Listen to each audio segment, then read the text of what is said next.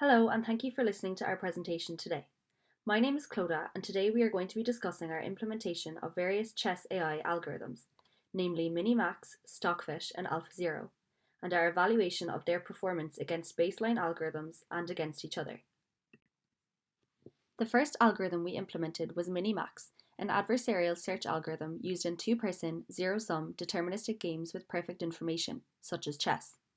It is a depth-first search algorithm with two players, min and max, with the optimal next move for each player being chosen by minimizing or maximizing the value of the terminal node for the max player, respective of whose turn it is.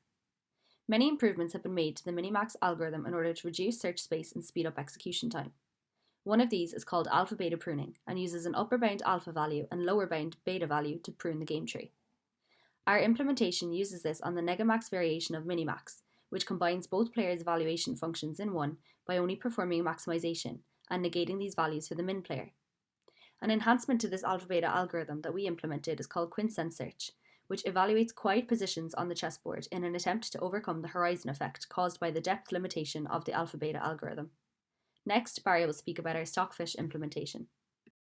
Thanks, Clodagh. My name's Barry, and I'll be talking about the Stockfish Chess AI algorithm. Originally based off Minimax with alpha-beta pruning, however nowadays Stockfish looks quite different. With the addition of approximately 100 human-created and human-coded rewards, the algorithm is adaptive to the current state of the chessboard. In essence, this is feeding human knowledge back into the algorithm specific to the game of chess. Example of this knowledge includes increased value of passed pawns, changing piece valuation based on the start, middle or end of the game, greater importance of bishop pairs compared to a lone bishop, and many, many more. These are referred to as utility factors and result in the ability of the algorithm to adapt its tactics based on the state of the chessboard. This is made for an algorithm which achieved superhuman AI performance. I will now pass you on to Robbie to discuss AlphaZero. Thanks, Barry. AlphaZero was developed by the Google-owned AI company DeepMind. The project started with AlphaGo program, which was the first algorithm capable of mastering the game of Go, which has long been considered fertile ground for artificial intelligence research due to its immense search space. AlphaGo overcame this problem by using value neural networks for board position evaluation and policy neural networks for move selection. AlphaGo Zero was released in 2017 and removed all supervised learning aspects of the algorithm. This means that no human games are required for it to learn. It is entirely reinforcement learning based. This saw improved performance as well as the discovery of tactics never before played by humans. AlphaZero was developed in the same year and is a generalized version of AlphaGo Zero. This enables it to play any two-player game as long as the rules can be modeled.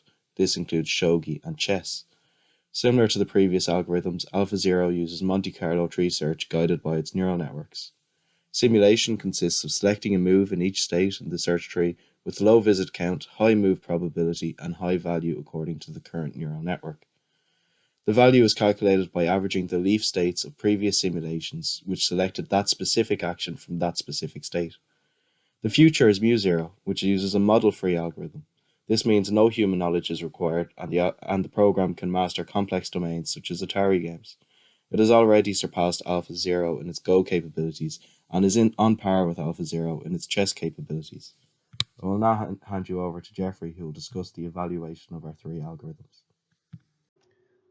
In order to evaluate these AIs, we played them against each other. Interestingly, our results showed that Stockfish outperformed both AlphaZero and Minimax, while established literature holds that AlphaZero should be better than Stockfish and Minimax both.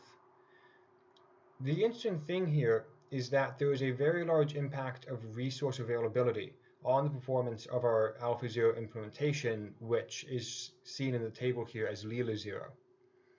The LilaZero code, which is using the AlphaZero algorithm, is much more expensive than the Stockfish code, requiring more computational time to come to a good solution. This is why you see that when the pondering time increases from 0.1 seconds to 10 seconds, that LilaZero starts to do significantly better, bringing down the win ratio of Stockfish from 0.967 to 0.867. What this shows is that AIs are largely resource dependent, and developing an AI that is optimized for the resource situation of its end user is just as important as developing an AI that's able to understand the situation it's placed in. And even an AI as strong as AlphaZero that can understand elements as well as it can will sometimes prove less efficient than other implementations like Stockfish, which, while less elegant from the artificial intelligence side of things, have a very large advantage in terms of needing many fewer resources to run. Thank you very much. This concludes our presentation.